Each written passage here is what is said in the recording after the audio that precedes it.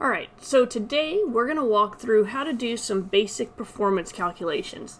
And these performance calculations are going to include what we call average daily gain, feed efficiency, cost of gain, and the feeding margin or profitability. And so those are some of the things that we're going to be looking at today. And I'm going to use one of our class's problems to kind of go through how to do some of that. So the problem that we're going to use today is the swine problem. And just to show that to everybody real quick, it is this problem right here. And so we have a gentleman, Barry, who's purchased a group of 250 feeder pigs, and they weigh about 40 pounds each to start with. And he paid $70 a pig for them. He's feeding the group for about 90 days, and their final weight is about 275 pounds. That's an average across all the pigs. During the same time period, each pig ate about 630 pounds of feed. The feed cost $10.70 a hundredweight. So our questions is from that information, we need to figure out the average daily gain, feed conversion, the feed-only cost of gain, the break-even cost per pound, and so we're only going to be considering feed and the animal value, and we'll talk about that in a little bit. And then what's the total margin for all animals? Not just per head, but for all 250 pigs. And we're making some assumptions here, but it's to kind of just introduce students to the concept of these types of feeding performance calculations. And the reason we do these is because we've got to be able to assess the quality of our feeding programs. And in the livestock world, a lot of times it's how'd our lambs gain? How much feed did we spend, or what did we spend on feed? What was our cost to gain? Those are all excellent parameters to tell, like, did they gain well, and did we keep our costs relatively down? Because both of those elements are going to affect profitability.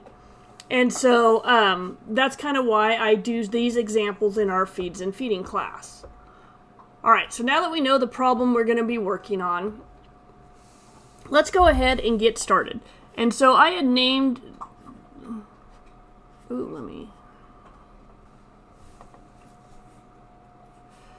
So I had named the problem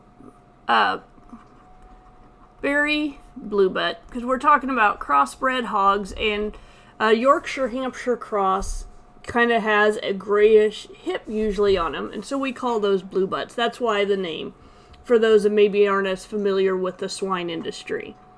So the first task that we have is to figure out average daily gain. So that is where we want to know how many pounds per day did the animal gain. So in order to do that, we need to figure out the gain and divide it by a number of days on feed. Okay, so for this example, we're not given the gain, but we know that those pigs wound up with a final weight of 275 and they started at 40 pounds. So the difference between the ending weight and the beginning weight is going to be our total gain. And if we take that number and divide it by the days on feed, for this example, it's 90 days, what we find out is, I shortcutted it on my cheat sheet, so I want to make sure you guys see every step. Is what we know is that these pigs gained 235 pounds over 90 days. So if we divide that out, we find that these pigs gained 2.61 pounds per day. And you notice we can get the units from the problem itself. So that's all it takes to figure average daily gain, is somehow you have to know how much they gained, and generally we're given beginning and ending weights. So that makes it somewhat easy to calculate. The difference is the gain, and how many days were they on feed or in the feeding period that you're calculating for. So in my class, this is the value that you guys would be entering in for the homework. So hopefully that makes sense for gain. And it's just the total gain divided by the days on feed or days in a feeding period, depending on the situation. For example, with 4-H animals, I'm figuring out gain every time we weigh them, average daily gain. And so it's going to be usually over a week or 2 week period, 7 or 14 days, that I'm looking at how much did they gain, where are we at. So it doesn't have to be the entire feeding period. It can be smaller periods within it. Depends on what your production goals are. So the second problem that we're going to be calculating for Barry is the feed to gain. And this is a measure of efficiency. And we most commonly do it feed to gain. The more accurate representation would be to flip it, gain to feed. But just to get you guys started, we're going to start with the more common way that you might see it practically. In research, it's going to be flipped the other direction. So we need to know how many pounds of feed did these pigs eat, and how much did they gain, so their total gain. Now we've already calculated the gain, so we know that's 235 pounds. If we read the problem in this example, we know that those pigs ate 630 pounds of feed, and they gained 235 pounds, because we calculated that already once. So if we divide that out, what we're going to find out is that it took 2.68 pounds of feed for every pound those animals gained. And so whenever you take a measure and look at like what did go in for your output, that's looking at efficiency. And so if we could get the same gain on less feed, we'd be more efficient. But if it took more feed, like say it took 3 pounds of feed per pound of gain, we'd be losing efficiency and our feed costs would be going up. So those are kind of why we look at feed to gain whenever we can. Sometimes it's hard to know how much feed an individual animal ate. So that's not always, sometimes depending on the system, you may have to just roughly estimate where you're at. But this shows you how we calculate that feed to gain efficiency. The third problem is we're doing a feed only cost of gain. So we're wanting to know the feed costs per pound of gain. So this is simply feed cost over the gain. And so a lot of times in cost of gain, like say if we were in a feedlot setting or a larger scale operation, you would include labor potentially, veterinary costs, healthcare, potentially overhead, and other things in that cost of gain so that you know what it's costing you for every pound, in this example, pigs are gaining. But for this example, we know that those pigs, we have the gain. We got to figure out the feed cost. So to figure out the feed cost, we know they ate 630 pounds of feed, and that feed is $10.70.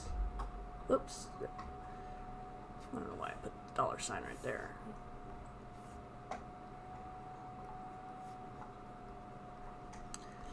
Per 100 weight. So there's two ways we could do this.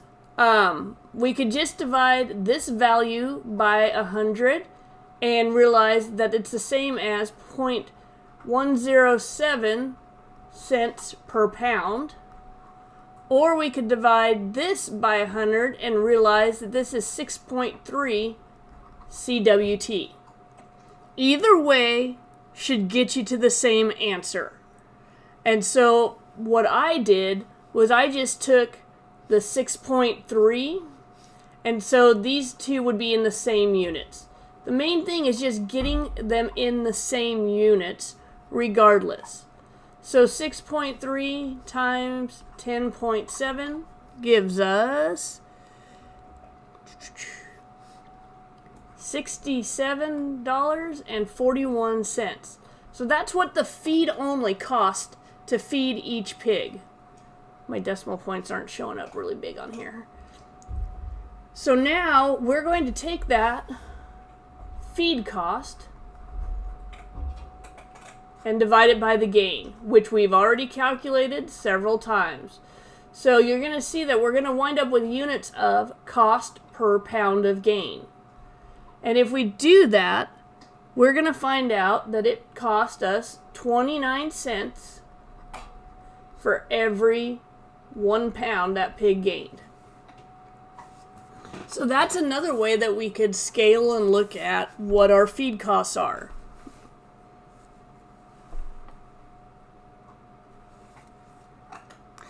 Now, the next thing that we're going to look at is our break-even price.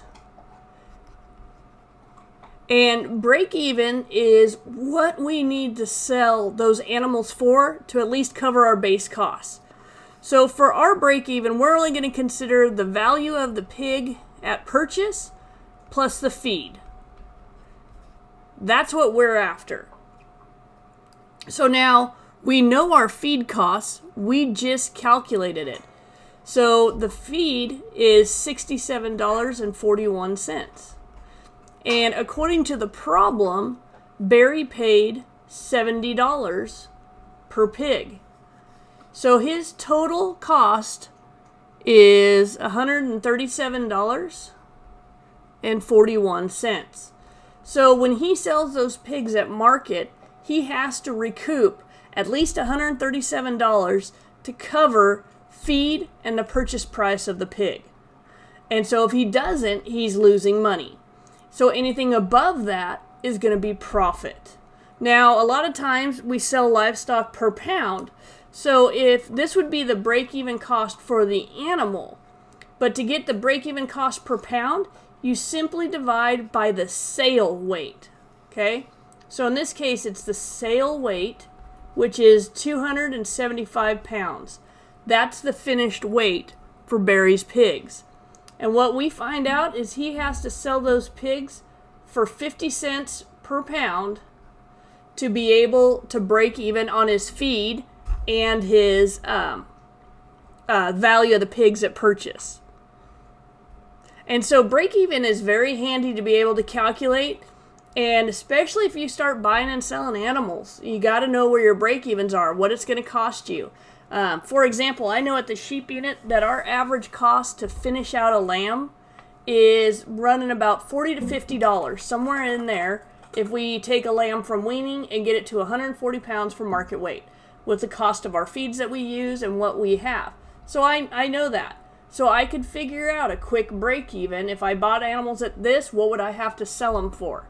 Is that feasible? So these are things that producers are thinking of as they're considering feeding animals, evaluating feeding programs.